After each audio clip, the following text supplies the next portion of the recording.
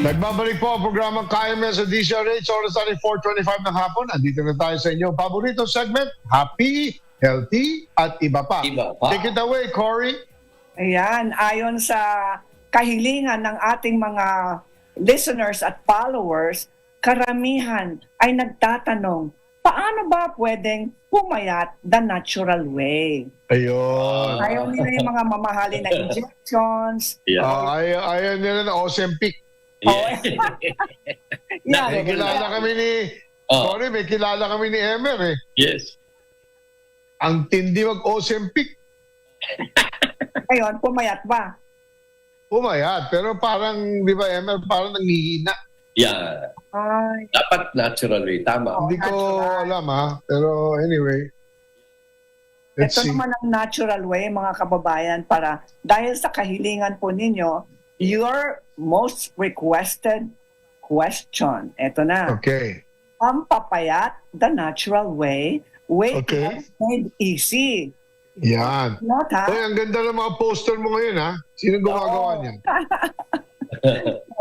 Ito na, made easy ha. Ito na, Oo. diet. Matanong ko nga sa inyong lahat, ano ba ang kinakain at iniunom po natin?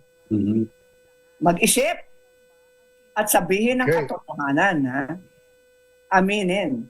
Number 1, kailangan isipin po natin na ang kakainin po natin ay healthy at balanced. Oy. Yun. Balanced diet. Yung alam mo, yung drastic dieting, Mhm. yung starvation dieting, masama po yun. Yung intermittent. Oh, well, para sa mga iba na may epilepsy, pwede yung intermittent fasting. Pero sa mga ibang gustong pumayat kaagad, nag-i-intermittent fasting po sila, pero hindi lumalampas ng 3 buwan. Yun. Pag Huwag lalampas. ng pangatlong buwan, na kung mag-ingat na kayo at huwag kayong mag-AIF or intermittent fasting kung wala kayong konseho ng inyong doktor. Doktor. Yun. Okay? Kasi para sa akin, hindi naging maganda ang intermittent fasting. Para sa akin, ha? Oo. Oo. Ito, ano bang ibig sabihin ng balance? Ibig sabihin, may protina, may carbohydrate, may gulay, may fiber. Okay? Walang masamang pagkain. Ang masama dyan ay ang mga dieters. Mm.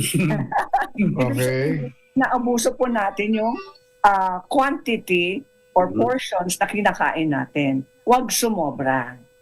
Oo. Wag sosobra. O, dapat moderation palagi. Okay? Number 2, konektado yan sa number 1. Watch your calorie intake. This is Okay. where portion control is so important. Yeah. Okay, gusto mong kumain ng isang sandok ng luglog. Okay? O kanton, pansit kanton. Okay lang yon. Pero mind you, yung carbohydrate, kung nagda-diet po kayo, kailangan limitado. Kasi yung carbohydrate nagiging asukal o sugar. Ayun. Oo. Tama. Oo. Ngayon, I'm not saying don't eat carbs. I'm saying limit it. Limited. Kung sanay po kayo sa kanin na 2 pinggan ng kanin tuwing eat time, Oo. pwede nyo bang bawasan sa 1 pinggan na lang? Only Only Instead of rice. 2 pinggan? Only rice, ha? Sa 1 pinggan, pwede bang kalahating pinggan na lang? Yun. Gaganda. Papayat ka At pa. para sa mga sanay sa kalahating pinggan ng kanin, pwede bang 1/4 na lang? Oo. So Tama. in short, bawasan ang regular intake po ninyo. Bawasan lang. Mhm. Ako sa umaga, ayoko na magkanin. 2 hard-boiled eggs na lang ako. Ay, very good. Congratulations. High protein. Oo. Alam po With ninyo, red yung bread. itlog ay tinatawag na complete protein. Galing, oh. Yan ang complete na protina. Okay, so watch your calorie. Ibig sabihin, pag busog na po kayo, huwag kumain ulit. Ayun. Ay ng 2 hanggang 3 oras bago kumain ulit. Alam niyo ang pinakamabisang diet? 5 Ano? 7 maliit na pagkain, sa pagkain, araw-araw. 7 maliit. Hanggang 7 na ganito lang. Maliliit. Dapat Japanese model. Oo, maliliit. 7 nito. Okay. Mag-lose weight po kayo naturally. Instead of, Pitong ganyan sa kamay lang. oo, isang malaking sandok na ganun. Baka hindi namin matikman Ano ni na? Emery pag ganyan. Baka lang. Gusto namin. Hindi Baka ganon. naman per hour yan. Hindi ba pwede dalawang kamay? Pwede Sandok po na ito, 4 sandok. times a day na lang. Instead of 7 times a day, pwede. Depende sa Okay. inyo, kailangan tansyahin nyo ng mabuti yun. Okay. Naman kayo, kapag gutom na kayo, malalaman nyo naman magre-reklamo na yung ating bituka, di ba? Pag Tama. alam nyo na gutom kayo, kumain kayo. Pero huwag kayong kumain ng cake o dessert or ice cream. Kapag kailangan kumain ng tunay na pagkain. Di ba pwede kahit dalawang scoop lang? Dalawang scoop lang na ice cream? And sarap Pwede pagkatapos kumain ng tunay na pagkain. Oo, tapos merong barquillos. Sarap naman. Pero may laman yung barkilyo sa loob. Yung Yung talaga ganun, yung dalawang antena. Yung Yeah. dalawang antena na May barquillos. lalagyan pa ng... Shalap eh. Ikaw, nag-RC ice cream ka? Gusto nyo libreng RC ice cream? Ayusin Oh, nga. yan. Happy, healthy at iba pa. Brought to you by RC Ice. Oh, yes. Ano Alam na mo ba yun? yung RC ice cream, gumagamit na sila ng coconut milk. Very good. Meron na MVP sila. group na yata sila. Yes. Oo, at meron na silang... Hindi, ang MVP group, yung Carmen's Best. Yung Carmen's Best, yes. Oo. Ayan, walang coconut milk yun. Pure dairy yun. Watch your Okay. calorie intake. Okay, so ang best diet, 5 to small meals a day. Alright.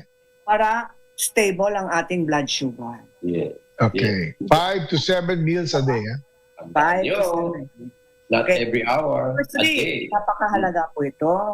Huwag kalilimutan. Hydrate adequately. Yun. Ayun. At na tubig. Uminom ng tubig.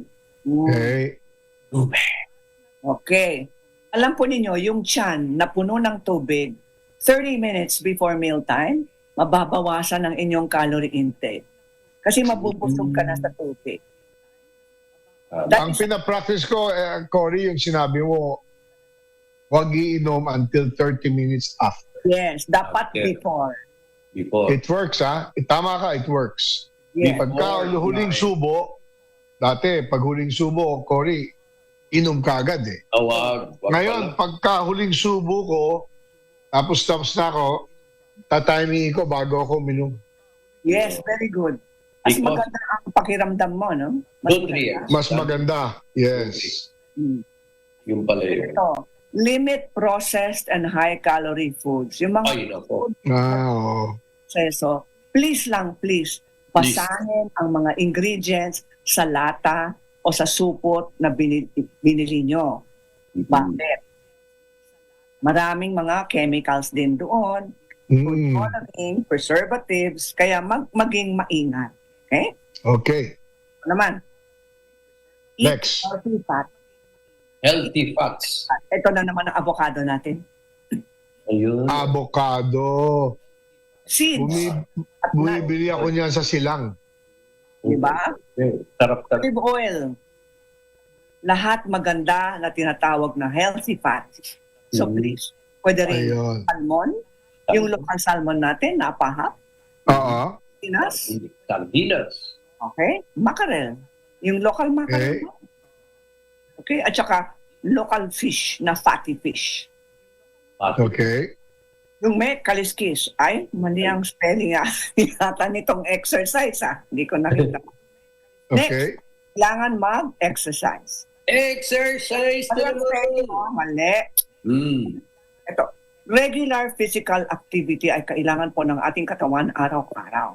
Ang total, 150 minutes a week. So, A week. 150 divided by 7, ilan yan? Okay. Less than Aba. 30 minutes? Yes. Tama? Less. Less than Kasi 30 yung, it's about 22 minutes. Oh, yun lang ang kailangan ng ating katawan. 150 minutes a week. Yes. Yan lang ang hihiningi ng mga cardiologists. Or, pwede kayong 75 minutes ng vigorous high-intensity exercise. Talaga. Ng basketball or isang Yes, marathon. energy. Mga ganun. Pickleball. Okay. Tapos kung pwede, kung gusto nyong maglakad, try walking 3,000 steps, 5,000 steps hanggang 10,000 steps. 5 to 10,000 pala. Yan ang pinakamagaling talaga para sa ating puso. Magaling. Okay, tapos maghanap ng exercise na gusto natin. Yung mahilig tayo sa exercise na yon, huwag pipilitin ang sarili. Okay? Yung lifestyle po natin, kailangan sapat na tulog, araw o gabi-gabi. 7 to 9 hours of sleep is considered normal and good. Okay? Manage your stress level. Yung stress na ito, kahit magaling ka sa pagkain mo, disiplinado ka sa exercise, Stress. pero palagi kang stress, alam po ninyo, yung ating mga, pag magpa-blood test po tayo, tataas lahat ng numbers natin. Kung Correct. lahat ng numbers, blood pressure, sugar, lahat. So, ibig sabihin, may epekto ang ating emosyon sa ating katawan. At environment. Oo, at saka yung environment. Kaya, try to stay calm. Alam ko mahirap, minsan ang hirap ng buhay, napaka-challenging. Pero find a way to control the stress nang sa ganon, hindi magiging negatibo ang epekto sa ating puso at lahat ng ating mga organs. Sabi mo, Alright. deep weekly. O, Deep tapos, weekly. additional tips, okay? Consult a healthcare professional. This is for mental health, para sa mga taong problematic, may anxiety problems, may depression. Ang dami po niya. Consult an expert. Kahit kung wala kayong budget sa therapist, kausapin niyo ang inyong parish priest o inyong lolo at lola. Kausapin niyo ang isang taong meron kayong tiwala sa taong yon. Okay. Please talk about your problem.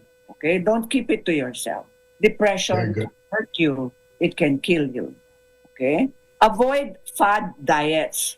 Di ba sabi nila, wow, sabi nila, fad na yung mga, lahat ng mga fad diets ngayon, say bubble tea, yung mga ganon. Hindi ko sinasabing masama. Sinasabi ko lang, hinay-hinay lang. Okay? Tapos, sana sa gabi, no sugar. Siyempre.